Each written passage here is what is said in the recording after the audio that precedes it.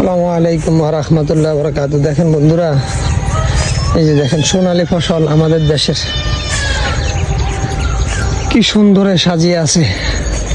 সবুজ সবুজে ঘেরায় বাংলাদেশ। আমাদের দেশটা রেললে সব দিকে আপনার সবুজ দেখা যায়, গাছপালা।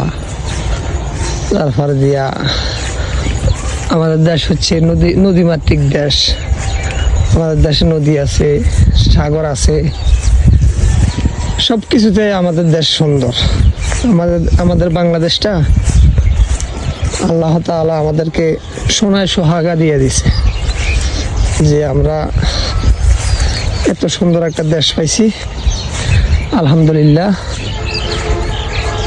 তার মধ্যে আরো হচ্ছে আমাদের স্বাধীন দেশ, আমরা নিজের মন মতো চলতে পারি আল্লাহ দিলে। এই দেশে নিজের কথা বলতে পারি, এই দেশে উচ্চ কণ্ঠস্বরে।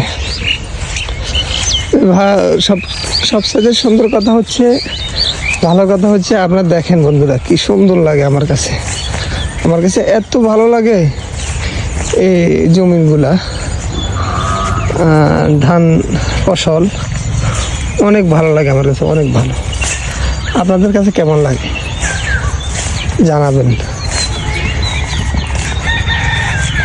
এই দেখেন কিছুদিন পরে আলো বাসা রাখে ঠোঁড় হইতে আছে, বুঝছেন বন্ধুরা, জমিন ঠোঁড় হইতে আছে, মানে এরা গর্ভধারণ করতেছে।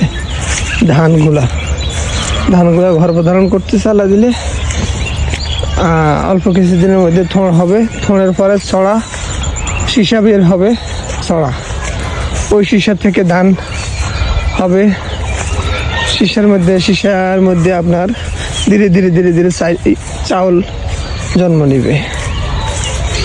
ওই চাউল থেকে আমরা ওই চাউল দিয়ে ভাত খাই।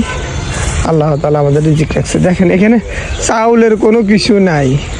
এইটাতে চাউল ধরবে, ধান ধরবে, এই পাতাগুলা মানে এরকম কোনো মানে লাগতেছে না যে এই পাতাগুলা চাউল ধরবে, ধান ধরবে। কিন্তু এটার ভিতরে আমাদের আশা, আমাদের চোখে এবং কি আমাদের অন্তরে দিয়ে দিছে আল্লাহ তাআলা যে এই ঘাসের মধ্যে, এই পাতাগুলোর মধ্যে ধানের পরে চাউল, তারপরে আমাদের রিজিক। এগুলো আমরা খাইয়া বাঁচি। তো এই হচ্ছে আল্লাহ তাআলা সৃষ্টি। আল্লাহ মানে কিসের মধ্যে কি দিবে সেটা আল্লাহ তাআলা ভালো জানে। যদি কোনো এক দেশে দেখে নাই যে চাউল এবং কি ধান কিসের থেকে হয়, ওনাদের দেশে যদি এগুলো রোপণ করা হয় প্রথমে, তাহলে ওনারা হাসবে যে এগুলো থেকে কোত্থেকে চাউল হবে, কোত্থেকে ধান হবে, তারপরে বলে আমরা খাবো। ওরা বুঝবে না, কিন্তু আমরা ঠিকই বুঝতেছি যে এগুলোর থেকে ধান হবে, ধানের থেকে চাউল হবে।